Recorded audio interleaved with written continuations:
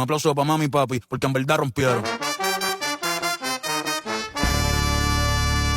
ዛሬ የምወስዳችሁ በምድር ላይ ካሉ እጅግ አስገራሚ ሰፊና ልዩ ወደ ሆነችው አገር አውስትራሊያ ነው። አውስትራሊያ አገር ብቻ ሳትሆን የራሷን አህጉር የያዘች ግዙፍ ስፍራ ናት። እጅግ ውብ ከሆኑ የባህር ዳርቻዎች እስከ ሰፊው ቀይ በረሃ እንዲሁም የትም ከማይገኙ ልዩ እንስሳቶች ጋር አውስትራሊያ የብዙ ጎብኚዎች ህልም ናት።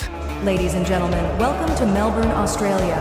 The city of festivals, creativity and ጉዟችንን የምንጀምረው በአውስትራሊያ ታዋቂ ከተሞች ነው። ሲድኒ ምንም እንኳን ዋና ከተማ ባትሆንም በዓለም ላይ በውበታቸው ከሚታወቁ ከተሞች አንዷ ናት። የሲድኒ ኦፔራ ሃውስ እና የሃርበርድ ብሪጅ የከተማዋ መለያዎች ናቸው። ቀጥሎ የምናገኛት ሜልቦርን ነው። ሜልቦርን ደግሞ በባህል በኪነ ጥበብ እና በቡና አፈላል ጥበቧ ትታወቃለች። እነዚህ ከተሞች እጅግ ዘመናዊ ከመሆናቸውም በላይ ከተፈጥሮ ጋር የተዋሃዱና ለኑሮ ምቹ የሆኑ ናቸው።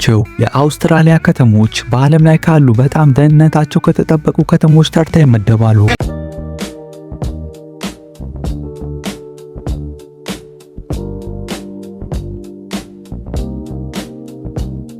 ከከተማ ግርግር ወጣ ስንል ወደ ሌላ የተፈጥሮ ድንቅ እንሄዳለን።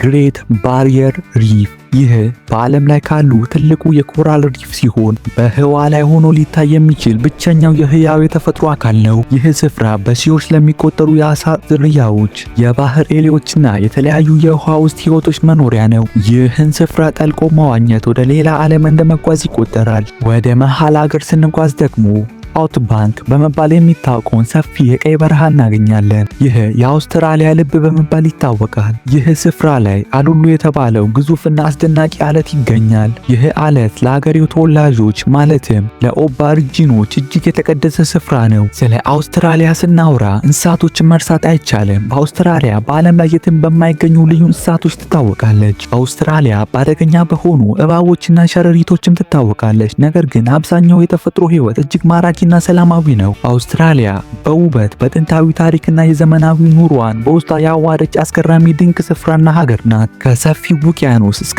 ቀዩ በረሃ፣ ከዘመናዊ ከተሞች እስከ ጥንታዊ ባህሎች አውስትራሊያ ለሁሉም ሰው የሚሆን ነገር አላት። የዛሬው ጉዟችን ይህን ይመስል ነበር። እናንተስ ከአውስትራሊያ የትኛውን ክፍል መጎብኘት ትፈልጋላችሁ? ሀሳባችሁን በኮመንት ላይ አስቀምጡልን። ቪዲዮ ከተመቻችሁ ላይክ፣ ሼር፣ ሰብስክራይብ ማድረጋችሁ እንዳትረሱ። በቀጣይ ቪዲዮ እስከምንገናኝ ደህና ሰንብቱ።